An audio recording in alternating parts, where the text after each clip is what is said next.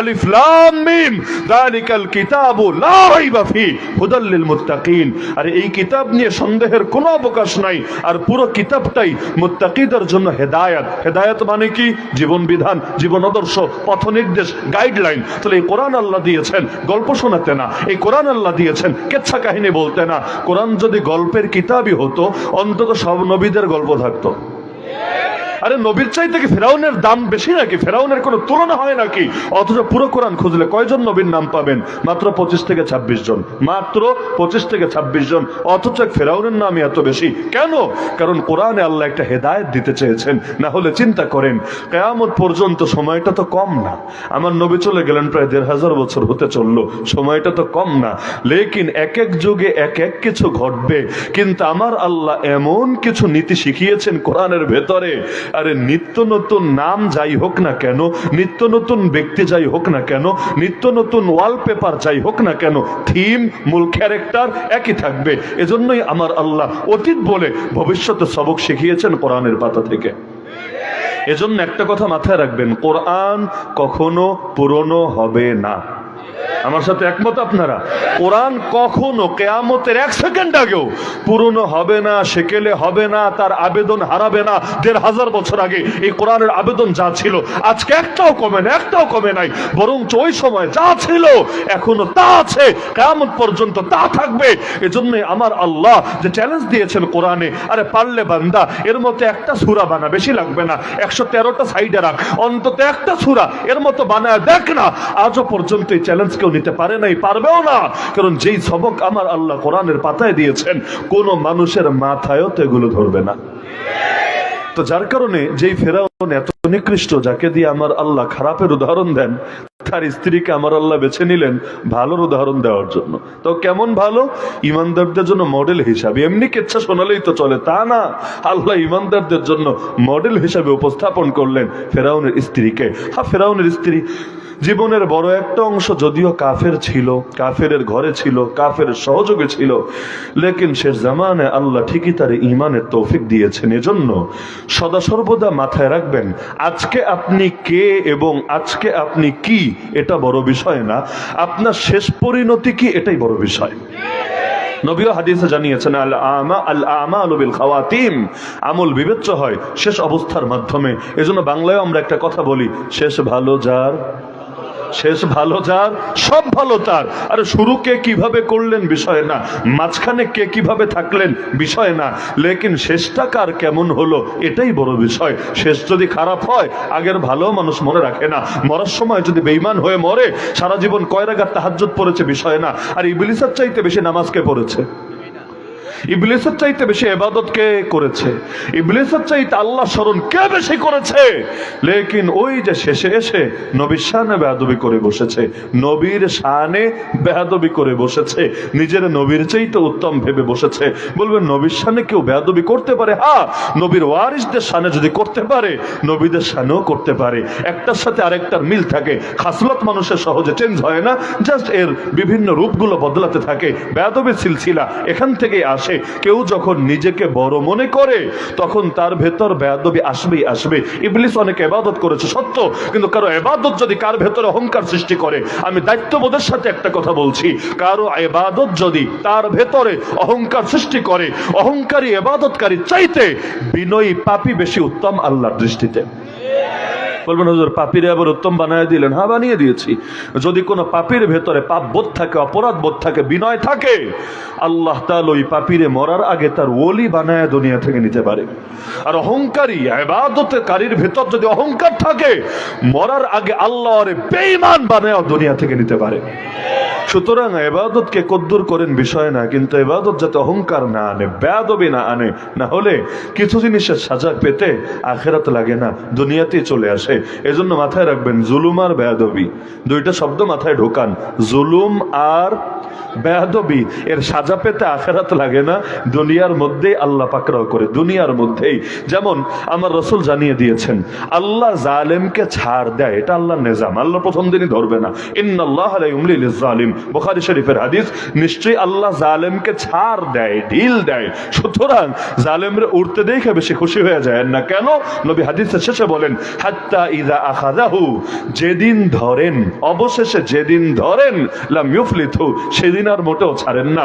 এজন্য দেখেন না, আমার আল্লাহ ছাড় দেয়, ছাড় দেয়, ছাড় দেয়, দিতে দিতে এক পর্যায়ে ছেড়ে যেহেতু আর দেয় না, এক পর্যায়ে যখন ধরে, এমন ধরে সামনে খাবার রেডি থাকে, খাবার খাওয়ার টাইম থাকে না, নিজের কাপড় চোপড় বেডরুমে রেডি আছে, সবগুলা গুছায় নেওয়ার টাইম হয় না, এমনকি গোপন জিনিসপত্র যেগুলো পাবলিকে দেখলে ইজ্জত যেতে পারে, ওইগুলা পর্যন্ত একটু গুছগাছ কইরা দৃষ্টির আড়ালে নেওয়ার সুযোগ হয় না, এমনকি জাতির একটু হাই হ্যালো টাটা দেওয়া যাবে, ওই সুযোগটা পর্যন্ত কপালে জোটে না।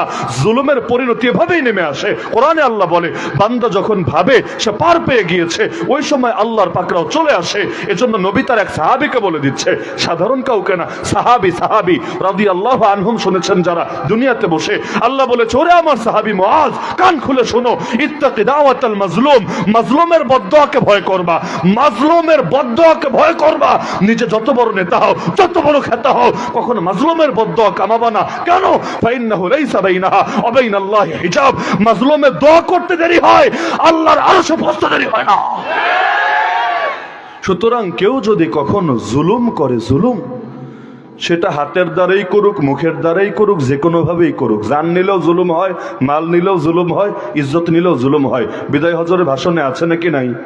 বিদায় হজরের ভাষণ নিয়ে যারা পড়াশোনা করেছেন তিনটা বাক্যই পাবেন, ইন্না দিমাআকুম ওয়া আমওয়ালাকুম ওয়া আরাদাকুম আলাইকুম হারাম কাহুরমাতি ইয়াউমিকুম হাযা ফি বালাদিকুম হাযা ফি শাহরিকুম হাযা। মুসলমানের মাল, মুসলমানের জান, মুসলমানের ইজ্জত তিনটাকেই নবী হারাম করে দিয়েছে। এমনকি আল্লাহ নবীর স্পষ্ট হাদিস, কোথাও যদি কোনো মুসলমানের বেইজ্জতি হয়, হয় না অনেক সময়, কোথাও যদি কোনো মুসলমানকে সম্মানহানি করা হয়, জানে মারা হচ্ছে না, জানে মারা হচ্ছে না, সম্পদ ছিনতাই করা হচ্ছে না, ওইটা তো আরো বড়, কোথাও যদি কোনো মুসলমানের সম্মানহানি করা হয়, অন্য মুসলমান তার সাহায্যে না দাঁড়ায়, তাহলে তারা যখন বিপদে পড়ে আল্লাহর হাহাকার করবে, আল্লাহ তাদেরকে সাহায্য করবে না। সহিহ হাদিস, মান খাযালা ইমরাআন মুসলিমান ফি মাওদিইন ইউনতাহাকু ফীহি মিন হুরমাতি ওয়া ইউনতাকাসু ফীহি মিন ইরদি ইল্লা খাযালাহুল্লাহ ফি মাওতিনিন ইউহিব্বু ফীহি নুসরাতা। এজন্য নবী জানিয়ে দিয়েছেন, আল্লাহ বান্দাকে সাহায্য করবে ততক্ষণ, বান্দা তার ইমানদার ভাইয়ের সাহায্যে থাকবে যতক্ষণ। আল্লাহ বান্দাকে সাহায্য করবে ততক্ষণ, বান্দা তার ইমানদার ভাইয়ের সাহায্যে থাকবে যতক্ষণ। আল্লাহু ফি আউনিল আবদ মা কানাল আবদু ফি আউনি আখি। এজন্যই তো জাতিগতভাবে আল্লাহ সাহায্য পাই না, দোয়া করতে করতে অস্থির, ওই বসো, দোয়া করতে করতে অস্থির, কিন্তু দোয়া পর্যন্ত কবুল হয় না। কেন কবুল হয় না?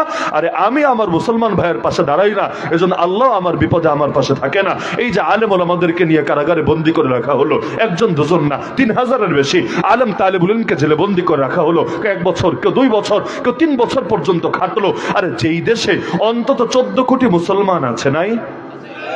যেই দেশে অন্তত 14 কোটি মুসলমান আছে, ওই দেশে 3000 আলেমরে বছরের পর বছর জেলে নিয়ে জুলুম করে কিভাবে? আপনি চিন্তা করেন, সব বাদ দেন, আরে আলেমের প্রসঙ্গ রাখেন না। বাউল আবুল সরকার যখন আমার আল্লাহর শানে কটূক্তি করলো, পাবলিকের সামনে দাঁড়িয়ে মঞ্চে, কোনো চিপায় চাপায় না, ওইটা হলে বুঝতাম যে ফেসবুক লাইভে এসে ওর ঘর থেকে আল্লাহরে কটূক্তি করছে, গালিগালাজ করছে, বা সূরায়ে নাস দিয়ে নাউযুবিল্লাহ ওর নাচানাচির পক্ষে দলিল দিচ্ছে, আল্লাহ নাকি ওরে নাচতে বলেছে, আল্লাহ নাকি ওরা নাচতে বলেছে। দলিল, কুল আউযু বিরাব্বিন নাস মালিকিন নাস ইলাহিন নাস। গাধারে কে বুঝাবে? আরবি ভাষা আলাদা, বাংলা ভাষা আলাদা। আরবিতে নাচ মানে মানুষ, বাংলায় নাচ মানে নৃত্য, দুইটাকে এক জিনিস না আলাদা? দলিল দিবি আরবি ভাষা দিয়া, চালাবি বাংলা ভাষায়, এইরকম করলো তো তোর দাঁতও একটা আস্থা থাকবে না। অনেকে ওই রকম আরবির দলিল দিয়া তোর দাঁত সব কয়টা ফালায় দিবে, লাস্টে বলবে কোরআনে আল্লাহ বলেছে তোর দাঁত সব কয়টা ফালায় দিতে। ভাষা নিবে একটা আর ব্যাখ্যা চালাবে আরেক জায়গায়, হাস্যকর ব্যাপার। তা আমার প্রসঙ্গ এটা না, বেয়াদব বেয়াদবি করবে এটাই স্বাভাবিক, বেয়াদব বেয়াদবি করবে এটাই স্বাভাবিক। কিন্তু আবুল সরকার যখন বেয়াদবি করলো, ওর সামনে অন্তত 10-20টা লোক ছিল নাকি ছিল না? বেশি নাই ধরলাম, মাহফিলের মতো হাজার হাজার নাই ধরলাম, অন্তত 10-20টা, অন্তত 10-20টা ছিল নাকি ছিল না? যদিও বাস্তবতা হলো ভালো জায়গার চাইতে খারাপ জায়গায় লোক বেশি থাকে। এটা কিন্তু একটা স্বাভাবিক নীতি, ভালো জায়গার চাইতে খারাপ জায়গায় লোক বেশি থাকে, তো বেশি বাদে দিলাম, 10-20টাই যদি ধরি। ও যখন আমার আল্লাহর শানে বেয়াদবি করলো, কার রক্তে কেন আগুন জ্বললো না? একটা মানুষও কেন প্রতিবাদ করলো না? একটা মানুষও কেন ওর দিকে নিজের জুতাটা ছুঁড়ে মারলো না? একটা মানুষ কেন বেয়াদবকে ওর উপযুক্ত প্রাপ্য সঙ্গে সঙ্গে বুঝিয়ে দিল না? তার মানে এমন মুসলমান আল্লাহর জন্য যারা জান দিতে রেডি না, এমন মুসলমান আল্লাহর জন্য যারা প্রতিবাদ করতে রেডি না, এমন মুসলমান আল্লাহর জন্য যারা নিজেকে একটু ঝুঁকির মুখে ফেলতে রেডি না, তো এই মুসলমানগুলো যদি বিপদে পড়ে আল্লাহ কেন ওদেরকে সাহায্য করবে? আল্লাহ কোরআনে বলেছে, ইন তানসুরুল্লাহ ইয়ানসুরকুম, যদি আল্লাহর সাহায্য করো আল্লাহ তবে তোমাদেরকে সাহায্য করবে। আরে বান্দা আল্লাহর কি সাহায্য করবে? বান্দার কোনো ক্ষমতা আছে? বান্দার জানও আল্লাহর দেওয়া, বান্দার মালও আল্লাহর দেওয়া, বান্দার শক্তি আল্লাহর দেওয়া, বান্দার সবকিছু আল্লাহর দেওয়া। আর আল্লাহর কি সাহায্য করব? আল্লাহরে খাবার দিব না কাপড় দিব না বিকাশ করব? কি করব আল্লাহকে? আর এগুলো কিছু না, কিন্তু আল্লাহ খালি দিলটা দেখতে চাই, দিল, যে তুমি আল্লাহর জন্য কতটুকু করতে পারছো। ওই বাচ্চারা অনেক সময়, ওই বাবারা অনেক সময় বাচ্চাদেরকে এভাবে দেখে, ওই ব্যাগটাও ধরতে পারবে না, কিন্তু তারপর ওর হাতে দিয়ে নিজে আবার উপর দিয়ে ধরে রাখে। বাচ্চা একটা সান্ত্বনা নেয়, আরে আমি ব্যাগটা নিয়ে গেলাম, আমি আমার বাপের উপকার করলাম, আসলে কিছু করে নাই, জাস্ট একটা শো আর কি, শো। লেকিন এর দ্বারা তার দিলের হালতটা বাবা বুঝে ফেলে যে ছেলে আমার শক্তিটা না পারুক, তার দিলে বাপের প্রতি দরদ আছে, বাবা ব্যাগ টানছে, এটা দেখে তার কষ্ট হচ্ছে, শক্তিটা না পারলেও সহযোগিতা করার চেষ্টা করছে, দিল থেকে দোয়া বের হয়ে আসে। তো বান্দা কি ঘোড়ার ডিম করবে? লেকিন আল্লাহ দেখতে চায় বান্দা আল্লাহর জন্য কতটুকু করার জন্য এগিয়ে আসে। এজন্য আল্লাহ বলে, বান্দা তুই আর কি করবি? তুই যদি 1 বিঘত আগাস আমি 1 হাত আগাবো, তুই যদি 1 হাত আগাস আমি 2 হাত আগাবো। আরে বান্দা তুই যদি আমার দিকে হেঁটে হেঁটে আসিস, আমি আল্লাহ তোর দিকে দৌড়ে দৌড়ে চলে আসবো। আল্লাহ তো খালি দেখতে চায় বান্দা আল্লাহর জন্য কি করতে পারে। হ্যাঁ, আমরা সেই জাতি যারা আল্লাহর নাম বলতে বলতে হয়তো মুখে ফেনে তুলে ফেলি, লেকিন আমাদের বাস্তবতা হলো আজও পর্যন্ত স্বাধীনতা 54 বছর পরে সে না আল্লাহর অধিকার স্বীকৃত হলো, না নবীর অধিকার স্বীকৃত হলো, অথচ নিজেরা এক একজন জান্নাতি ফিল নিয়ে বসে আছি। এখনো পর্যন্ত স্লোগান দিতে হয়, নবীর পরে নবী নাই সংসদে, নবীর পরে নবী নাই সংসদে। এটা চাইতে হবে, 90% মুসলমানের দেশে চাইতে হবে। তো চাইতে চাইতে 54 বছর বোঝেন, 54 বছর বোঝেন, মানে জেনারেশন একের পর এক চলে যাচ্ছে। এতগুলো জেনারেশন যাওয়ার পরেও এখনো স্লোগান দিতে দিতে মুখে ফেনা উঠে যাচ্ছে। এই যে সোহরাওয়ার্দী উদ্যানেও এত বড় সমাবেশ হলো খাতমে নবুয়তের পক্ষে, আমার নবীর পরে আর কোনো নবী হতে পারে না, একই দাবি উচ্চকিত করলো বাংলাদেশ, ভারত, পাকিস্তান, একেবারে আরব বিশ্ব থেকে শুরু করে সারা দুনিয়ার আলেম ওলামা এসে। নতিজা কি হয়েছে? ফলাফল কি হয়েছে? সরকার একটা বাক্য এটা নিয়ে বলেছে নাকি আগামী দিনে যারা ক্ষমতায় যাওয়ার স্বপ্ন দেখছে তারা বলছে, হ্যাঁ আমরা নবীর ইজ্জত বাঁচাতে এগিয়ে আসবো, আমরা আপনাদের দাবি রক্ষা করব, কাদিয়ানীদেরকে আমরা অমুসলিম ঘোষণা করব। কারণ যারা নবীর শানে বেয়াদবি করে ওরা মুসলমান পরিচয় নিয়ে ঘরবে সমাজে। এই প্রতারণা মানা যায় না, এই ধোকাবাজি সুযোগ কাউকে দেওয়া যায় না। ধোকা তো ধোকা, ধোকার চাইতে নিকৃষ্ট পাপিত হয় না। দাজ্জালের অপরাধ কি? দাজ্জাল মানেই ধোকাবাজ, দাজ্জাল মানেই ধোকাবাজ। তাহলে কাদিয়ানী যে নবী না, সে নিজের নবী দাবি করবে আর তার অনুসারীরা মুসলমান পরিচয় নিয়ে ঘুরবে, এটা তো কিছুতেই মেনে নেওয়া যায় না। অথচ স্বাধীন বাংলাদেশে স্বাধীনতা 54 বছর পরও নবীর এই মর্যাদাটুকু আমরা প্রতিষ্ঠা করতে পারলাম না। অথচ নবীর সাহাবী হাবিব আনসারী জান দিয়ে দিয়েছেন খাতমে নবুয়ত হেফাজতের জন্য। বলবেন কিভাবে? আল্লাহ নবী চিঠি দিয়ে পাঠিয়েছিলেন মুসাইলিমা কাযযাবের কাছে। মুসাইলিমা হলো ওই জামানার মির্জা গোলাম কাদিয়ানী, মানে ও নিজের নবী দাবি করেছিল। নবী চিঠি দিয়ে পাঠিয়েছে, দাওয়াতি চিঠি, ওরে ভণ্ডামি থেকে বাঁচানোর জন্য। কিন্তু এই বেয়াদব চিঠি পাওয়ার পরে চিঠির আলোকে আমল করবে দূরের কথা, উল্টা সাহাবী হাবিব আনসারী যিনি চিঠিটা নিয়ে আসলেন তারে বলল, ওই তুই কি মানিস মোহাম্মদ আল্লাহ রসুল? আতাশহাদু আন্না মুহাম্মাদান রাসূলুল্লাহ? তিনি বলেন, হ্যাঁ অবশ্যই আমি সাক্ষ্য দেই মুহাম্মদ সাল্লাল্লাহু আলাইহি ওয়াসাল্লাম আল্লাহ রসুল। বলল, ভালো কথা, এতটুকু তো আমার সমস্যা নাই। আচ্ছা, সঙ্গে তো এটাও মানিস যে আমিও আল্লাহ রসুল? নাউজুবিল্লাহ বলে। তিনি বলেন, প্রশ্নই আসে না, নবীর পর আর কাউকে নবী মানার কোনো চিন্তাও মাথায় আসতে পারে না। এবার বলল, তুই হয়তো মানবি না হলে মরবি। তিনি বললেন, জান দিতে রেডি, লেকিন ইমান বেচতে রেডি না। শুরু হয়ে গেল জুলুম নির্যাতন। জল্লাদকে ডেকে বললে একটা একটা অঙ্গ কাটো আর বারবার জিজ্ঞেস করো, চোখ একটা উঠায় ফেলো, জিজ্ঞেস করো, এবার তো মানবি, যদি মানে ছেড়ে দাও, না হলে আরেকটা উঠাও, আবার জিজ্ঞেস করবা, যদি মানে ছেড়ে দাও, না মানলে কানটা কাটবা, কান কাটার পর নাক কাটবা, নাক কাটার পর হাত কাটবা, পা কাটবা, জবান কাটবা, এভাবে একটা একটা করে কাটবা আর বারবার প্রশ্ন করতেই থাকবা, করতেই থাকবা, করতেই থাকবা। হাবিব আনসারী রাদিয়াল্লাহু আনহু একটা একটা করে অঙ্গ দিয়ে যাচ্ছে, আবার প্রশ্ন করছে, এবার তো মানবি আমি আল্লাহ রাসূল। তিনি বলছেন প্রশ্নই আসে না। অবশেষে জিহ্বাটাও যখন কেটে ফেললো, জিহ্বাটাও যখন কেটে ফেললো, এখন কথা তো আর বলতে পারে না। মুসাইলিমা জিজ্ঞেস করলে এখন তো মানবি আমি আল্লাহ রাসূল? তিনি মাথা নাড়ায় বুঝায় দিলেন প্রশ্নই আসে না। অবশেষে মাথাই দেহ থেকে আলাদা করে ফেললেন। নবীর সাহাবী, আনসারী সাহাবী হাবিব রাদিয়াল্লাহু আনহু মাথাটাই দেহ থেকে আলাদা করে ফেললেন। এই সংবাদ যখন মদিনায় পৌঁছলো, তার মায়ের কানে যখন পৌঁছলো তার ছেলেকে এই নির্মমভাবে শহীদ করা হয়েছে, একটা একটা অঙ্গ কেটে কেটে কেটে ধীরে ধীরে তার পুত্রকে শহীদ করা হয়েছে, আমাদের মায়েরা হলে ওই সময় প্রতিক্রিয়া কি হতো চিন্তা করেন। কিন্তু উম্মে হাবিব আনসারী, আরে হাবিব আনসারীর মা যখন এটা শুনলো, সবার আগে চিৎকার করে বলল, লিহাযাল ইয়াউমি আরদাতুহু, আজকের এই দিনের জন্যই ওকে দুধ পান করিয়েছিলাম, কোনো কাপুরুষ বানানোর জন্য আরে দুধ খাওয়াই নাই, আরে কোনো কাপুরুষ বানানোর জন্য আরে মানুষ করি নাই। ও আল্লাহ নবীর খতমে নবুয়ত হেফাজতের জন্য জান দিয়েছে, আরে আমার জীবন সার্থক হয়েছে, আমার চেষ্টা কামিয়াব হয়েছে, আল্লাহ আমার দিলের আশা কবুল করেছে। আয় আল্লাহ আমি মহিলা হতে পারি, আপনি যদি তৌফিক দেন আমি নিজ হাতে আমার ছেলের ঘাতক মুসাইলিমার কল্লা আলাদা করে দেব দেহ থেকে। এই নারী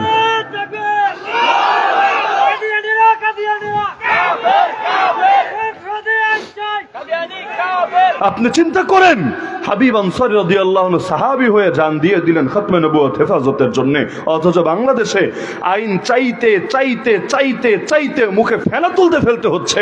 সব বড় বড় হাসান বসরিরা ক্ষমতায় বসে আছে, ইসলামের জন্য এক একজনের দরদ উপচে পড়ে, এমন না? ইসলামের জন্য এক একজনের দরদ উপচে পড়ে। আরে এত বড় বড় হাসান বসরি থাকলে তোদের কাছে আবার চাইতে হবে কোন দুঃখে? এমনকি জাতীয় সংসদের অধিবেশনে শুরু হয় কিন্তু কোরআন শরীফ তেলাওয়াত দিয়ে। আমি ভুল বললে বললেন, জাতীয় সংসদের অধিবেশন শুরু হয় কি দিয়ে? তাহলে ওই কোরআন শরীফে সূরা আহজাব নাই? সূরা আহজাবের 40 নম্বর আয়াতে আমার আল্লাহকে নবীর শেষ নবী ঘোষণা দেয় নাই, মা কানা মুহাম্মাদুন আবা আহাদিম মির রিজালিকুম ওয়ালাকিন রাসূলুল্লাহি ওয়া খাতামান নবিয়্যিন। আরে কোরআন যদি তোদের সামনে না থেকে তোদের বুকের মধ্যেও থাকতো, কোরআন শুধু তোদের মুখে না থেকে তোদের ঈমানের মধ্যেও যদি থাকতো, এত স্লোগান দেওয়া লাগতো না, এত স্লোগান দেওয়া লাগতো না, তোদের ঈমানের দাবিতেই এতদিনে আমার নবীর ইজ্জত সংরক্ষিত হতো। বলবেন হুজুর আপনি আছেন নবীর ইজ্জত নেই, আল্লাহর ইজ্জতই তো সংরক্ষিত নাই। আসলেই নাই। এখনো সংবিধানে লেখা সকল ক্ষমতার মালিক নাকি জনগণ। এটা মনে হয় লা ইলাহা ইল্লাল্লাহর অর্থ, তাই না? লা ইলাহা ইল্লাল্লাহ তো এটাই শিখিয়েছে আমাদেরকে, সব ক্ষমতার মালিক জনগণ নাকি? নাউযুবিল্লাহি মিন যালিক। এটা কি ওয়াজ করে বোঝানো লাগবে? এটা কি নতুন করে ক্লাস করায় শেখানো লাগবে? যে বলেছে লা ইলাহা ইল্লাল্লাহ সেই জানে আল্লাহ যা বলেছেন ব্যাস সেটাই চূড়ান্ত। কোন জনগণ পৃথিবী সবাই মিলেও পারবে না আল্লাহর হারামকে হালাল করতে, আল্লাহর হালালকে হারাম করতে। আল্লাহ যেটা দিবেন ব্যাস সেটাই। তাহলে বাংলাদেশে বেশ্যাখানার লাইসেন্স দিল কিভাবে? আমার আল্লাহ তো বেশ্যাখানার পারমিশন দেন নাই। মদের বারের লাইসেন্স দিল কিভাবে? আমার আল্লাহ তো মদের বারের অনুমোদন দেন নাই। এমনকি রাস্তায় রাস্তায় ভাস্কর্যের নামে মূর্তি সয়লাভ ঘটালো কিভাবে? আমার আল্লাহ তো এগুলোর হালাল করেন নাই। দেশের অর্থনীতির মেরুদণ্ড সুদরে বানালো কিভাবে? সুদরে তো আমার আল্লাহ এতটা নিকৃষ্ট পাপ বলেছেন, সুদ মানে তার বিরুদ্ধে যুদ্ধ, সুদ মানে 70 পাপের সর্বনিম্ন পাপ, নিজের আপন মায়ের সাথে জিনা করার সমান। যে সুদ খায়, যে দেয়, যারা লেখে, যারা সাক্ষী থাকে, ওদের সবার উপর লানত দিয়েছেন আল্লাহ নিজে। ওই সুদ যেই দেশের অর্থনীতির ভিত্তি হয়, মূল মেরুদণ্ড হয়, ওই দেশে আমার আল্লাহর অধিকারই তো স্বীকৃত হলো না আজ পর্যন্ত। এমনকি রাজনীতি করতে করতে যারা বুড়া হয়ে যায়, কয়জনে কথা বলার অধিকার রাখে? সার্বভৌমত্বের মালিক একমাত্র আল্লাহ, সার্বভৌম ক্ষমতার মালিক একমাত্র আল্লাহ, সকল ক্ষমতার মালিক একমাত্র আল্লাহ। আল্লাহ যেটা বলবেন এর বাইরে সব জনগণ চলে গেল, কোনোদিন সেটার পক্ষে আইন হবে না, হতে পারে না। কেউ আইন করতে যদি চেষ্টা করে সেও নিজের ইমানদার পরিচয় দিতে পারে না। ব্যাস এতটুকুও যদি থাকতো তাও তো দিলে একটা সান্ত্বনা থাকতো। 90% মুসলমানের অস্তিত্ব সফল। বাস্তবতা হলো অতীতে 313 জন মিলে যা করেছে, এখন 14 কোটি মিলেও তার আধা ভাগের 1 ভাগও করতে পারে। এটাই বাস্তবতা। কি হবে এত মুসলমান দিয়ে? 200 কোটি মুসলমান বসে আছে দুনিয়াতে, অথচ আমার নবীর নিয়মিত গালিগালাজ করা হয়ে থাকে। 200 কোটি মুসলমান বাদ দেন, 14 কোটি মুসলমান বসে আছে বাংলাদেশে, 2 দিন পর পর কোরআনের শানে অবমাননা হতে থাকে। ওই যে প্রাইভেট ভার্সিটিতে এক ছেলে কোরআন পায়ের তলায় ফেলে লাথি মেরে মেরে বেয়াদবি করলো। ওই ঘটনা শেষ হতে না হতে নবীনগর, ব্রাহ্মণবাড়িয়া নবীনগরে দিনে দুপুরে মসজিদের সামনে কোরআন পুড়িয়ে, এমনকি পোড়ালো তো পোড়ালো, আবার লাথি মেরে মেরে ফুটবলের মতো এর সামনে বেয়াদবি করতে লাগলো। এগুলো তো আমি কোনো কাফের দেশের গল্প শোনাচ্ছি না, এই সোনার বাংলাদেশের গল্পই তো আমি শোনাচ্ছি। এমনকি আপনি চিন্তা করেন, এক বাউল বেয়াদব যখন আল্লাহর শানে বেয়াদবি করলো, কয়টা নেতা বিবৃতি দিয়েছে, কোন কোন দল প্রতিবাদ জানিয়েছে? কিন্তু আজ বেগম রোকেয়ার জন্য তো সবার দরদ উতলে পড়ছে। কই আম্মাজান খাদিজার জন্য তো কোনোদিন দরদ দেখাতে দেখি না, যে আজকে আম্মাজান খাদিজার জন্ম, আজকে আম্মাজান খাদিজার মৃত্যু। যদিও ইসলামে জন্মদিন মৃত্যুদিন পালনের ব্যাপার স্যাপার নাই, লেকিন তোমরা তো ইসলামের ক্ষেত্রে মানোই না। তো বেগম রোকেয়ার জন্য এত দরদ, এত প্রেম, এত মহব্বত উথলে পড়ে। এমনকি রাজশাহী বিশ্ববিদ্যালয়ের এক সাহসী শিক্ষক ডাইরেক্ট বলে ফেলেছে, চাকরির পরোয়া টরোয়া নাই, ডাইরেক্ট বলে ফেলেছে এই বেটি তো মুসলমানই না। যে আল্লাহর বিধান মানে না, কোন এক ক্ষেত্রে যদি না মানে সে নিজের মুসলমান দাবি করতে পারে। ইবলিসকে আমার আল্লাহরে অস্বীকার করেছিল, করে নাই। ইবলিসকে বলেছিল আর তোমার জন্য নামাজ পড়বো না, বলে নাই। ইবলিস কি করেছে? কিছু না, জাস্ট একটা সেজদা দিতে অস্বীকৃতি করেছে। সেজদা আগেও দিয়েছে, পরেও দিবে, সব রাজি। কিন্তু এই যে আদম আলাইহিস সালামের শানে আল্লাহ যে আদেশটা দিলেন, এটা মানতে নারাজ। আল্লাহ কি ওর স্পেস দিয়েছেন না চিরতরে বহিষ্কার করেছেন? আরে ভাই, ইমানদার হতে সব মানা লাগে, বেঈমান হতে সব ছাড়া লাগে না। ইমানদার হতে সব মানা লাগে, বেঈমান হতে সব ছাড়া লাগে না। ওই যে ঢাকা শহরে এক মহিলা আগামী দিন এমপি হওয়ার স্বপ্ন দেখছে, প্রকাশ্যে বলেছে না ইসলাম যে পুরুষকে 4 বিয়ের অনুমতি দিয়েছে, এটা সে মানে না। বলেছে নাকি বলে নাই? বলেছে নাকি বলে নাই? আরে ইসলামের আমল সব করা জরুরি না, সব আমল সবার জন্য সম্ভব না। লেকিন কেউ যদি কোনো একটা বিধান অস্বীকার করে, অস্বীকার লাগবে না। যালিকাল কিতাবুল লা রাইবা ফি মানে বুঝেন, অস্বীকার লাগবে না। খালি যদি সন্দেহ রাখে, সন্দেহ রাখে, সেও আর ইমানদার থাকবে না, সঙ্গে সঙ্গে যাবে বেঈমান হয়ে। কষ্ট পাচ্ছেন নাকি আপনারা? হুজুর আপনি আবার বেঈমান বলে দিচ্ছেন? হ্যাঁ, বেঈমানের ফতোয়াটা সমাজ থেকে হারিয়ে গেছে বলেই অনেকের বুকের পাটা বড় হয়ে গেছে। প্রকাশ্যে বলবে শরীয়তের আইন মানে না, তারপরও নিজের ইমানদার দাবি করবে।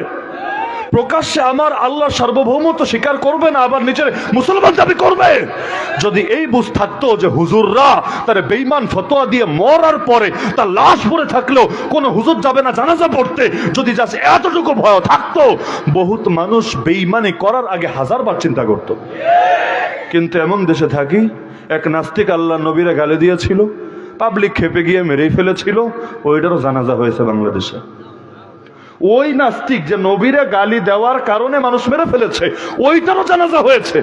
যদিও যিনি জানাজা পড়িয়েছেন পরে ব্যাখ্যা দিয়েছেন যে আসলে তোর উপায় ছিল না, চাকরি তো যাবে, জেলের ভয়ও দেখিয়েছে, এজন্য বলেছেন অনন্য পায় যেহেতু হয়ে গিয়েছিলাম, এজন্য হুজুর উজু ছাড়া পড়াইয়া দিছিলাম। উজু কইরা পড়াইলে পরে কি হয় না হয়, উজু ছাড়া না খারায় আল্লাহরে কইছিলাম আল্লাহ ডাইরেক্ট জাহান্নামে দাও, ডাইরেক্ট, কোনো ইনডাইরেক্ট কোনো কারবার নাই।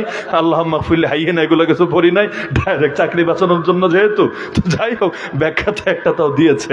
এমনকি এখন তো মাঝে মাঝে দেখি নাস্তিক পাড়ায় জানাজা হয়, হুজুর টুজুরও লাগে না, ওরাই বেড়া বেড়ি যেমনে পারে উজুও তো করতে পারে না অনেকগুলো। এমনকি বাপের জানাজা কয়জনে পড়তে পারে এই দেশে? দেশের সবচাইতে সুদর্শন পুরুষ বলে পরিচিত যারা, এগো বাপি তো সামনে ময়রা থাকলে জানাজাটা পড়তে পারে না। এমন এক শিক্ষা ব্যবস্থা সোনার বাংলাদেশে, এমন এক শিক্ষা ব্যবস্থা, 16 বছর 20 বছর 30 বছর পড়ালেখা কইরা বুড়া হয়ে গেল, এরপরও না সূরা ফাতিহাটা সহি করে শেখা যায়, না ইমানের মূলনীতিগুলো জানা যায়, না তাওহীদ শেখা যায়, না ইমান ভঙ্গের কারণ জানা যায়, না মসজিদ ইমাম না থাকলে ইমামতিটা করা যায়। আরে কি যে এক আজীব তামাশা। সারা জীবন চাইলাম অন্তত প্রাইমারিতে ধর্ম শিক্ষক দাও, ছোট বাচ্চাগুলো অন্তত ইমান শেখুক, ছোট বাচ্চাগুলো অন্তত কোরআন শেখুক, ছোট বাচ্চাগুলো অন্তত বাপ মায়ের আদব কায়দাগুলো শিখুক। সারা জীবন চাইলাম ধর্ম শিক্ষক, আর আমাদের নেতাজি দিয়া দিল সারেগামা পাদানিসার শিক্ষক। সারা জীবন চাইলো কি আর দিল কি, চাইলো কি আর দিল কি। অথচ গান কয়জনের লাগবে, কয়দিন লাগবে? সবাই যদি শিল্পী হয় শ্রোতা কে হবে? সবাই যদি নেতা হয় কর্মী কে হবে? সবাই যদি লেখক হয় পাঠক কে হবে? সবাই যদি বক্তা হয় শ্রোতা কে হবে? আরে সবাই কি গান শিখবে নাকি? তাহলে এই যে বাচ্চা বাচ্চা পোলাপান, প্রাইমারিতে তো মনে হয় 20-30 বছরের পোলাপানরা পড়ে, আমাদের বয়সী ছেলেরা পড়ে প্রাইমারিতে, তাই না? আরে আন্ডা বাচ্চা এখনো জন্ম হয়ে সারলো না ঠিক মতো, অনেকে নিজের কাপড় চোপড়টা পড়তে পারে না, খুলতে পারে না। এইগুলা যদি গিটার হাতে নিয়ে ঢোল তবলা নিয়ে গান বাজনা করে কোন মানুষের ভালো লাগবে আমারে বলেন? অথচ কোরআন ডেইলি লাগবে, নামাজ ডেইলি লাগবে, লা ইলাহা ইল্লাল্লাহ ডেইলি লাগবে, ঈমান ডেইলি লাগবে, যা সারা জীবন লাগবে ওইগুলো শেখাবে না, ওইগুলো শেখাবে না। অথচ মুসলমানের টাকায় দেশ চলবে, আমাদের মাথার ঘাম পায়ে ফেলে রক্তকে পানি করে সম্পদ উপার্জন করব, এগুলো দিয়ে দেশ চলবে। কিন্তু সেই দেশে আল্লাহর নামের মর্যাদা রক্ষা না করে ওই গান বাজনা শেখায় প্রজন্মরে এমনি তো নাচন্যা বুড়ি, তার উপর ঢোলের বাড়ি দিয়ে দিয়া আরো বরবাদ করার চেষ্টা করবে। আল্লাহ হেফাজত করুক আমাদেরকে। মাঝে মাঝে চিন্তা করি, জাহেলি যুগ যেগুলোরে বলি না, ওই জাহেলি যুগের চাইতে বড় জাহেলি আমরা হয়ে গেছি। হাজারটা উদাহরণ আমি দিতে পারবো যে জাহেলি যুগেও যা হতো ওর চাইতে নিকৃষ্ট আচরণ এই যুগে যে হচ্ছে, হাজার উদাহরণ দিতে পারবো। সব বাদ দেন, আপনি শুধু দুইটাই চিন্তা করেন, সব বাদ, খালি দুইটা উদাহরণ দিয়ে ছোট করে বোঝার স্বার্থে। আমার নবীর ঘর ঘেরাও করে ফেললো আবু জাহেলের বাহিনী 13 বছর পরে। নবী দাওয়াত শুরু করলেন, 13 বছর পর্যন্ত পারে নাই, কারণ সবাই একমত হয় নাই। নেতা তো অনেক, সব নেতা একমত হয় নাই, পারে নাই। এখন একমত হয়েছে, নবীর ঘর ঘেরাও করেছে। কিন্তু মজার বিষয়, সারা রাত কিন্তু বাইরে দাঁড়িয়ে থেকেছে, ভেতরে ঢোকে নাই। আপনি আদবটা দেখেন না, সভ্যতাটা দেখেন। সারা রাত বাইরে থেকেছে, ভেতরে ঢোকে নাই। অথচ বাংলাদেশে কি করে? আমাদের যে আলেমদেরকে 2021-এ নরেন্দ্র মোদীর শানে বেয়াদবি করার অপরাধে, নরেন্দ্র মোদীজির শানে বেয়াদবি করার অপরাধে যাদেরকে গ্রেফতার করা হয়েছিল, অধিকাংশকেই রাতের বেলা, বিশেষ করে রোজা রমজানে রাতের বেলা ঘরে গিয়ে কাউকে কাউকে তো এমন হয়েছে বেডরুমে গিয়ে স্ত্রীকে লাঞ্ছিত করে, সন্তানদেরকে, ছোট বাচ্চাদেরকে ফুটবলের মতো লাথি মেরে এরপর তাদের চোখের সামনে তুলিয়ে এনে, তাও 2 দিন 4 দিন খোঁজ খবর নাই, বেঁচে আছে না মরে গেছে, গুম রেখেছে না কি হয়েছে, এভাবে নির্যাতন চালিয়েছে। তাহলে যেই কাজ জাহেলি যুগের জাহেলি লোকগুলা করতো না, ওই কাজ এই দেশের নামধারী মুসলমানরা শুরু করেছে। ওদের পর্দার যে বিষয়টা পর্যন্ত চিন্তা করেন। আপনারা জানেন ওই যুগে পর্দা করতো ল্যাংটা হয়ে, শোনেন নাই? হজ করতো যে, ওরা হজটা করতো ল্যাংটা হয়ে, শোনেন নাই? কেন? কারণ যারা বড় লোক এরা করতো না, গরিবরা করতো। ওই জামানায় এমনি ক্যাশ টাকার সংকট ছিল, আবার কাপড় চোপড়েরও সংকট ছিল, কাপড়ের দামও বেশি, দুইটাই ঝামেলা। তো যারা বড় লোক নতুন কাপড় পরতো, যারা গরিব চিন্তা করতো যেই কাপড় পরে পাপ করি, পাপ তো সারা জীবনই করতে থাকে, সব কাপড়েই তো পাপ আছে, তো যেই কাপড় পরে পাপ করি ওই কাপড় পরে আল্লাহর ঘর তফ কেমনে করি? আল্লাহর একটা সম্মান আছে না, বুঝলেন না? আল্লাহর একটা সম্মান আছে না? তা আল্লাহর সামনে সম্মান দিল কেমনে? ঠিক আছে, কাপড় চোপড় ছাইরা জন্মদিনের পোশাকেই কামসারি। জন্মদিনের পোশাক বুঝছেন, মানে যেই পোশাকে দুনিয়া এসেছে, মায়ের পেট থেকে জন্ম লাভ করেছে, চামড়ার পোশাক আর কি, যে এই পোশাকে আমরা আল্লাহর ঘর তওয়াফ করি। আমার একটা খটকা ছিল, এই ওয়াজ তো ছোটবেলা থেকে শুনেছি, কিন্তু আমার একটা খটকা ছিল, বেড়া বেড়ি একলগে যদি এমনি তওয়াফ শুরু করে, পরে তো হজ বাদ দিয়ে অন্য ঝামেলা শুরু হবে। স্বাভাবিক ব্যাপার না? বেড়া বেড়ে একলগে, আর কি ভিড় হয় হজের মধ্যে, কি ভিড়! এই জামানেই হয় তা, ওই জামানেও হতো, লাখ লাখ মানুষ যেত। তো এখন যদি বেড়া বেড়ি এমনি তওয়াফ শুরু করে, এমনিও তো পোলাপানের হাজির সংখ্যা বাইরে যেত, এমনিও বাড়তো, কারণ পোলাপান এগুলোতে আবার বেশ আগ্রহী থাকে। একই গজল যদি ছেলে মানুষ গায়, ইউটিউবে দেখবেন কয়জন দেখে, আর কোনো মায়া মানুষ যদি গায়, দেখবেন এর চাইতে আরো বেশি মানুষ দেখে ফেলেছে। মেয়েদের প্রতি আগ্রহ একটু বেশি আছে, এই জন্য বাংলাদেশে অধিকাংশ সময় মেয়ার এই ক্ষমতায় থাকে, আবার মাঝে মাঝে গর্বও করে এটা নিয়ে। দেখো, প্রধানমন্ত্রী নারী, বিরোধী দলীয় নেত্রীও নারী, সংসদের স্পিকারও নারী, খালি জাতীয় মসজিদের খতিব পদটা বাকি।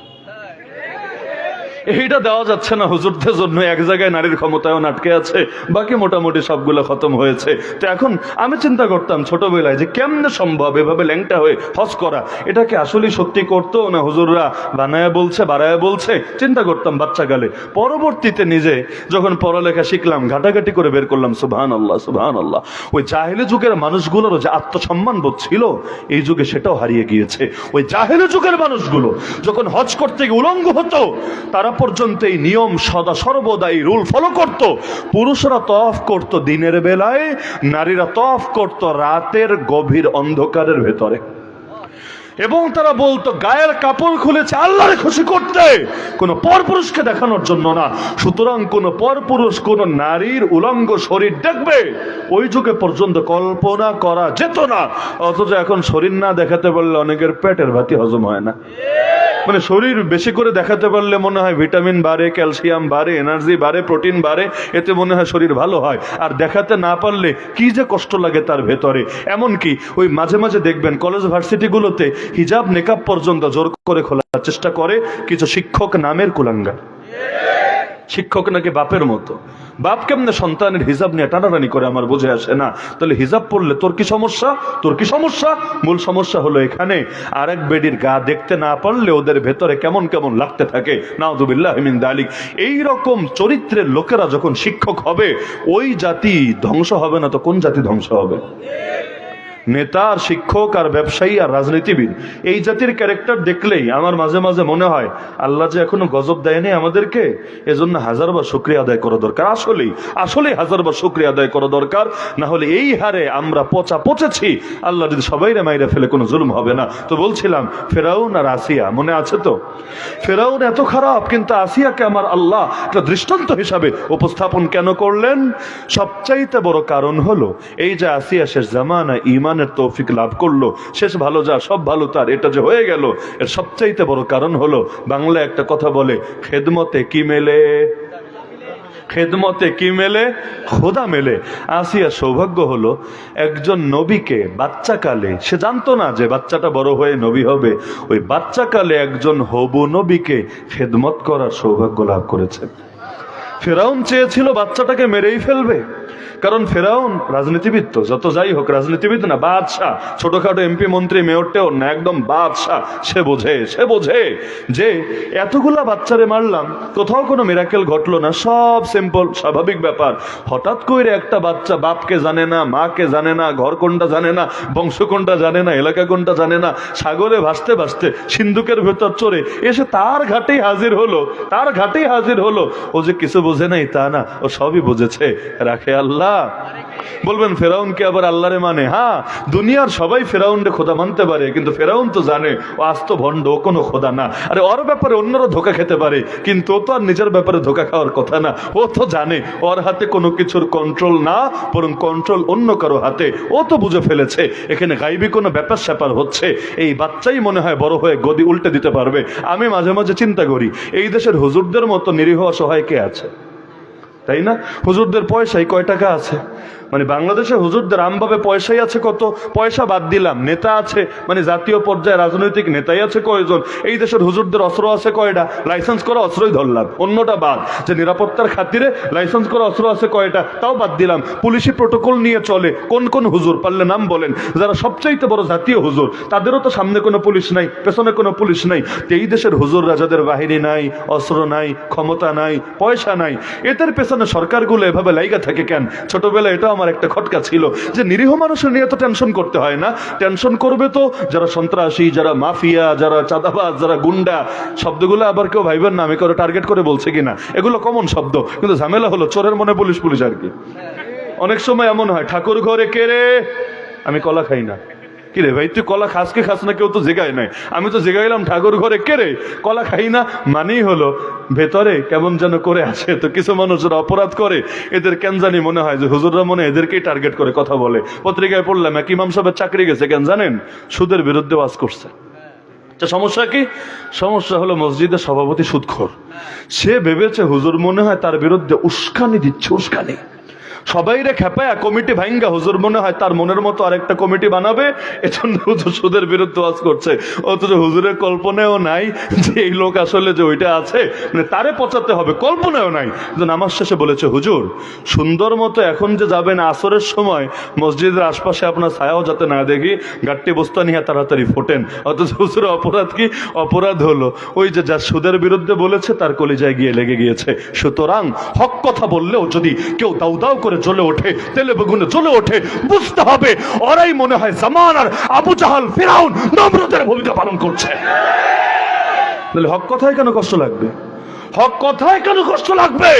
হক কথায় কষ্ট লাগাই প্রমাণ করে ভেতরে ভেজাল আছে, ভেতরে ভেজাল আছে। জ্বর হলে ভালো খাবারও তিতা লাগে। তাই না?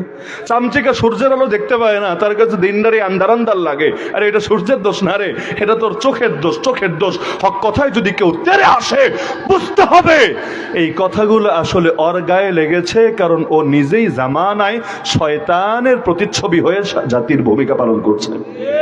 আল্লাহ হেফাজত করুক আমাদেরকে এগুলো থেকে। তাহলে ফেরাউন কিছু বোঝে নাই তা না, চেয়েছে বাচ্চাটারে মেরে ফেলবে। আসিয়া বলেছে, কোরআনে আছে, লা তাকতুলু, মাইরো না, মাইরো না, মাইরো না। কেন?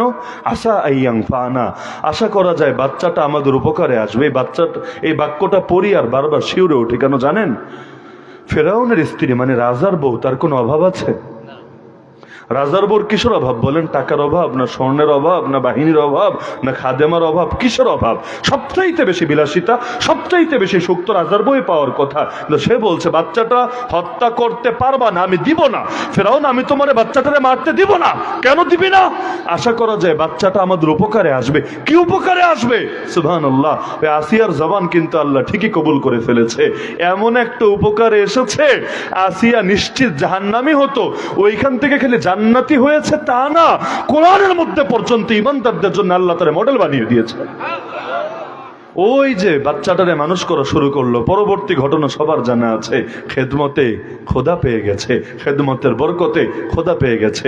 এজন্য এখন তো আর হবু নবী পাবেন না, নবীদের ধারা তো বন্ধ হয়েছে, কিন্তু হবু ওয়ারিসা নবী তো পাবেন। নবী নাই, ওয়ারিসা নবী তো আছে। হবু নবী নাই, হবু ওয়ারিসা নবী তো আছে। তাদের খেদমত যদি করতে পারেন দিল মন প্রাণ খুলে, আল্লাহ কিন্তু আপনাদেরকেও জামানার আসিয়ার মতো ইমান দিয়ে দিতে পারে। আসিয়ার কোন ঘটনাটা আমার আল্লাহ বিশেষভাবে উল্লেখ করছে? ইমানের জন্য যখন পরীক্ষা আসলো, বলবেন হুজুর পরীক্ষা না পাপের কারণে আসে, এই একটা ভুল ধারণা আছে সমাজে। কারো কোনো বিপদ হলেই কয় পাপের শাস্তি। কেমনে বুঝলি রে তুই? এইটা পাপের শাস্তি তুই বুঝলি কেমনে? তাহলে সবচাইতে বেশি পরীক্ষা তো আমার নবীর জীবনে এসেছে। আমার নবী বলেন, আমাকে এত কষ্ট দেওয়া হয়েছে যত বেশি কষ্ট কোনোদিন কোনো মানুষকে দেওয়া হয় নাই। আমার নবী সত্য বলেছেন না মিথ্যা বলেছেন? উযিতু ফিল্লাহি মা লাম ইউযা আহাদ। এখন কি বলবেন নাউযুবিল্লাহ? এটাও মনে হয় নাউযুবিল্লাহি মিন যালিক। কোন বুজুর্গ আমরা দেখেছি শেষ জীবনে কথা বলতে পারে নাই, জবান বন্ধ হয়ে গিয়েছে।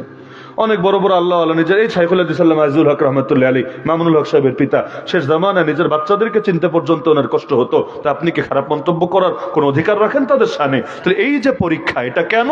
হাদিসের মধ্যে স্পষ্ট আছে, পরীক্ষা আল্লাহ যারে তারে দেয় না। আরে আল্লাহ যারে মহব্বত করে তারই মুসিবত দিয়া পরীক্ষা করে। মুসিবত যত বাড়ে পুরস্কারও তত বাড়ে। পরীক্ষা যত বাড়ে পুরস্কারও তত বাড়ে। সুতরাং কেউ যদি চিন্তা করেন হুজুররা জেলে যায় আমরা যাই না, হুজুরদের ইমানে ভেজাল আছে, আমাদের ইমান সেই রকম পাহাড়ের মতো শক্তিশালী ইমান হয়েছে, না রে ভাই, হিসাবটা অন্যভাবে করা দরকার। আল্লাহ তাদেরকে পরীক্ষার তৌফিক দিচ্ছে, আমাকে দিচ্ছে না। আরে পরীক্ষা যদি না দেন পাস করবেন কেমনে? পাস যদি না করেন সার্টিফিকেট পাবেন কেমনে? সার্টিফিকেট না পেলে ভালো চাকরি টাকরি খুঁজবেন কেমনে? আল্লাহ তার ইমানদার বান্দাদেরকে পরীক্ষা নেয়, সবাই একরকম নেয় না। কারো ইমান বেলালের মতো হলে আজও তার উপর বেলালের মতো পরীক্ষা আসবে, আসে না? ডক্টর আফিয়া সিদ্দিকা এই জামানার বেলালের মতো কোরবানি তারা দিয়ে যাচ্ছে না? যাচ্ছে। যার ইমান যেমন তার উপর পরীক্ষাও তেমন। কেজিওয়ানের বাচ্চার যেভাবে পরীক্ষা হয়, যারা অনার্স মাস্টার্স করতে এসেছে ওদের পরীক্ষা সেভাবে হবে না। যোগ্যতা যত বাড়বে পরীক্ষাও তত বাড়বে। তা আসিয়ার উপর যখন পরীক্ষা এসেছে, চরম পরীক্ষায় পড়েও সুবহানাল্লাহ কোনো আহুহ নাই, কোনো আর্তনাদ নাই, কোনো হাজারি নাই, কোনো কান্নাকাটি নাই। কি বলেছে? এই সূরা তাহরিমের 11 নম্বর আয়াতে আল্লাহ শুনিয়েছেন। এটা বলে আলোচনা শেষ করব। আসিয়া বলছে, রব্বি বিনিলি ইনদাকা বাইতান ফিল জান্নাহ। একদিকে আসিয়াকে জুলুম করা হচ্ছে। কেমন জুলুম? তাফসীরের কিতাবে আছে তার দুই হাতে দুইটা এবং দুই পায়ে দুইটা প্যারেক গেঁথে দেওয়া হলো। প্যারেক বুঝেন? প্যারেক চেনেন না আপনারা? শুলির মধ্যে তার দুই হাতে দুইটা, দুই পায়ে দুইটা গেঁথে দেওয়া হলো। এর সঙ্গে আল্লাহর বান্দে ঝুলতে থাকলো, রক্ত গড়িয়ে গড়িয়ে পড়ছে।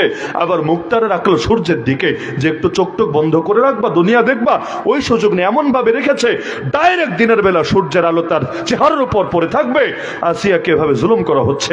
এর মধ্যে কোনো দুর্বল বর্ণনা এমনও পাওয়া যায়, ফেরাউন তার জল্লাদকে বলল, একটু করে আসিয়ার গা থেকে চামড়া ছিলবা আর প্রশ্ন করবা, এবার তো অন্তত ফেরাউনের রব মানবি, এবার তো অন্তত মুসার রবরে ত্যাগ করবি। এভাবে একটু একটু চামড়া ছিলবা, প্রশ্ন করবা, যদি মেনে নেয় ছেড়ে দিবা, না হলে আরো ছিলবা, আরো ছিলবা, আরো ছিলবা। এভাবে পুরো শরীরে চামড়া ছিলে ফেলবা, যদি মেনে নেয় ছেড়ে দিবা, না হলে এভাবে ধীরে ধীরে তারা টর্চার করতে থাকবা।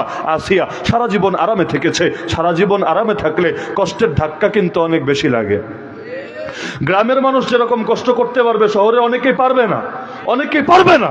শহরে যাদের যে বাচ্চা কাচ্চাগুলো বড় হয়েছে আর যে বাচ্চাগুলো গ্রামের মধ্যে বড় হচ্ছে, এরাও কিন্তু একরকম কষ্ট নিতে পারে না। ওই জেলখানার মধ্যেও যারা সারা জীবন আবাসিক থেকেছে, বোর্ডিং এ থেকেছে, বা আমাদের মতো কওমি মাদ্রাসায় ফ্লোরে ফ্লোরে ডাইল ভাত খেয়ে খেয়ে বড় হয়েছে, এদের কাছে এটা নতুন তেমন কোনো হামরি অভিজ্ঞতা না। আমাদেরও মনে হতো, আবার মনে হয় ভর্তি হয়েছি, আবার ছাত্র হয়ে গিয়েছি, হুজুররা তালা মেরে সারাদিন ওই পড়াশোনায় লাগিয়ে রেখেছে, এমনই ফিল হতো। কারণ মাদ্রাসায় থাকতেও আমরা যখন ছাত্র ছিলাম ফ্লোরে ঘুমাতাম, জেলখানাও ফ্লোরে, ওই সময় খেতাম ডাইল ভাত, জেলের মধ্যেও ডাইল ভাত। আমাদের কাছে অভিজ্ঞতা নতুন না। কিন্তু যারা এসি রুম ছাড়া থাকতেই পারে না, যে এসি রুম ছাড়া থাকতেই পারে না, খাদেম খুদ্দাম ছাড়া চলতেই পারে না, ভালো খাবার ছাড়া রুচি আসে না, কি যে কষ্ট করেছে, আল্লাহ মাফ করুক, কি যে কষ্ট করেছে তারা, চোখের সামনে দেখেছি। তা আসিয়া সারা জীবন কষ্ট করেছে না আরামে থেকেছে? আরে বলে না, রানী কষ্টে থাকে না আরামে থাকে?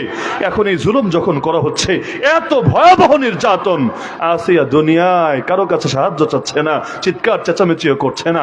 আসিয়া কি বলেছে? কোরআনে আল্লাহ বলে দিলেন, আসিয়া বলছে, রব্বি রব্বি, হে আমার রব, ইবনিলি ইনদাকা বাইতান ফিল জান্নাহ, আপনার কাছে একটাই চাওয়া, আমার দুনিয়া লাগবে না, প্রাসাদ লাগবে না, আমার রাজরানী হওয়া লাগবে না, কিছু লাগবে না, জান্নাতে আপনার নিকটে আমার জন্য জাস্ট একটা ঘর বানায় দেন। জান্নাতে আপনার নিকটে আমার জন্য একটা ঘর বানায় দেন। কোন মানুষ যদি আখিরাত সামনে রাখতে পারে, দুনিয়ার যে কোনো মুসিবত তার কাছে পানির মতো মনে হবে, পানি। ইব্রাহিম নবীর জীবনে সবচাইতে সুখের দিন কোনগুলো ছিল কেউ বলতে পারবেন? সবচাইতে সুখের দিন একটু কল্পনা করলে পারবেন ইনশাআল্লাহ। মাশাআল্লাহ, মুরব্বি বলে ফেলেছেন। আল্লাহ আপনার আরো নেখায়াত দান করুন, জ্ঞানের তৃষ্ণা আরো বৃদ্ধি করে দিন। আগুনে যেই দিনগুলো ছিলেন সেটাই ছিল তার জীবনে সবচাইতে শান্তির দিন। বলবেন কিভাবে পসিবল? আগুনে আবার শান্তিতে কেমনে থাকে? আরে দেখেন না কোরআনে আমার আল্লাহ আগুন রে কি বলে দিয়েছে, ইয়া নারু কুনি বারদাম ওয়া সালামান আলা ইব্রাহিম, হে আগুন আমার ইব্রাহিমের জন্য বারদান মানে ঠান্ডা শীতল, আর সালাম মানি শান্তি। আমরা বলি না সালামু আলাইকুম, সালাম মানে কি শান্তি না অশান্তি? আল্লাহ আগুনটা বলে দিয়েছে ইব্রাহিমের জন্য ঠান্ডাও হবা, তবে খালি ঠান্ডা না, শান্তিদায়ক হবা, শান্তি। আমার আল্লাহ যখন আগুনটা শান্তিদায়ক হতে বলেছে, আগুন না হয়ে পারবে কিভাবে? এমন শান্তিদায়ক হয়েছে, তার জীবনে সবচাইতে সুখের দিন হয়েছে। ইউসুফ নবীর জীবনে সবচাইতে সুখের দিন কোনগুলো বলতে পারবেন? মাশাআল্লাহ, মুরব্বি বলে ফেলেছে। আল্লাহ তাআলা আপনারে আরো জাযায়ে খায়ের দান করুন। হ্যাঁ, জব হয়তো অনেকেই জানেন, কিন্তু অনেকে বলতে চিন্তা করছেন এত মানুষের মধ্যে বলবো, যদি লাইগা যায় তো ঠিক আছে, না লাগলে একটু কেমন কেমন হয় না, এটা অনেকের ভেতরে সংকোচ কাজ করে। না হলে আলহামদুলিল্লাহ আপনারা যে পরিমাণ আওয়াজ শোনেন, ইসলামের অনেক বিষয় আপনারা অনেক জানেন, এটা ভালো। এই পুরো ময়মনসিংহ বিভাগের আমার আলাদা দিলে মহব্বত কাজ করে এই কারণে। যদি আমার বাড়ি সিলেট আর এটা ময়মনসিংহ বহুদূর, লেকিন আলাদা মহব্বত কাজ করে এই কারণে যে জায়গার মানুষ দিনের জন্য আলহামদুলিল্লাহ যেই পরিমাণ ধর্মপ্রাণ, হ্যাঁ জাগতিকভাবে অনেক অনুন্নত, সন্দেহ নাই, বহুতভাবে বঞ্চিত, কোনো সন্দেহ নাই, রাস্তাঘাট থেকে শুরু করে অনেক কষ্টে তারা থাকে, কোনো সন্দেহ নাই। ঢাকা শহরের মধ্যে এত সুযোগ সুবিধা এরা পায় না, লেকিন আলহামদুলিল্লাহ দুনিয়ার কষ্ট হলেও আল্লাহ ইসলামের লাইনে, ইমানের লাইনে বহুত ভালো রাখছে। ওই ঢাকা শহরে যে হারে নাস্তিক বাড়ছে, যে হারে সেকুলার বাড়ছে, ওই তুলনায় গ্রামে কষ্ট করে থাকলেও এই যে কোরআনের এক একটা মাহফিল সুবহানাল্লাহ আপনাদের দ্বারা পরিপূর্ণ হচ্ছে, যেন তেন ব্যাপার না। আমি তো স্বপ্ন দেখি, আমার স্বপ্ন দেখা ভুল হইলে বইলেন। ময়মনসিংহে আপনারা মোমেন শাহী বলেন না অনেকে, মোমেন শাহী বুঝেন? মোমেন তো মোমেন, ইমানদার, আর শাহী মানি বাদশাহী, রাজত্ব, নামেও মোমেন শাহী। ইনশাআল্লাহ শীঘ্রই এখানে হবে মুসলমানদের শাহানশাহী। কেউ রুখতে পারবে না ইনশাআল্লাহ, কেউ পারবে না। ওই 2-4টা তাসলিমা নাসরিনটা কি পারবে? ওর বাড়িও কিন্তু ময়মনসিংহ, তাসলিমা নাসরিনের বাড়িও কিন্তু ময়মনসিংহ। 2-4টা পচা, ওগুলা ধান বাঁচতে গেলেও 2-4টা ডিস্টার্ব থাকে, ব্যাপার না, হাতের 5 আঙ্গুল সমান হবে না, লেকিন চূড়ান্ত বিজয় আমাদেরই হবে ইনশাআল্লাহ। বিশ্বাস আছে তো? বিজয় দেওয়ার মালিককে। গুন্ডা থাকলেই বিজয়ী হওয়া যায় না, পয়সা থাকলেই বিজয়ী হওয়া যায় না, ক্ষমতার হ্যাডম থাকলেই বিজয়ী হওয়া যায় না। বিজয় দেওয়ার মালিক আবার আল্লাহ। আল্লাহ যদি ফয়সালা করে কেউ রুখতে পারে না। অনেকে মনে করে বিজয়ের ফয়সালা মনে হয় দুনিয়ায় হয় না। আরে পাগলা, দুনিয়ায় কোনো ফয়সালা হয় না, সব ফয়সালা আমার রবের নিকটই হয়, দুনিয়াতে কিছু হয় না। আলহামদুলিল্লাহ হযরত চলে এসেছেন। তাহলে ওই যে বললাম আসিয়ার কথা, তো যদি যত বড় মুসিবত আসে আমার আপনার জীবনে, আখিরাতকে সামনে রাখবেন ইনশাআল্লাহ, দুনিয়ার মুসিবত একদম পানি মনে হবে। আর কেউ যদি চান আল্লাহর ওলি হতে, কিচ্ছু লাগবে না, একটা আমল যদি জিন্দেগিতে বসাতে পারেন যে অল টাইম আমি রেডি আখিরাতের জন্য, এই মুহূর্তে ফেরেশতা চলে আসলে সমস্যা নেই, লাব্বাইক আল্লাহুম্মা লাব্বাইক, আল্লাহ আমি রেডি, আমি হাজির, আমি হাজির, মালাকুল মউতে আমার ভয় নাই। এইরকম যোগ্যতা যদি কেউ অর্জন করতে পারেন, বান্দার হক পরিশোধ করে রেখেছেন, পাপ টাপ যা হয় আল্লাহর কাছে তওবা করে অল টাইম রেডি আছেন, ইনশাআল্লাহ আল্লাহর ওলি হয়ে মরবেন। ইত্তাকিল মাহারিমা তাকুন আবাদান নাস। আল্লাহ আমাদের সবাইকে তৌফিক দান করুন।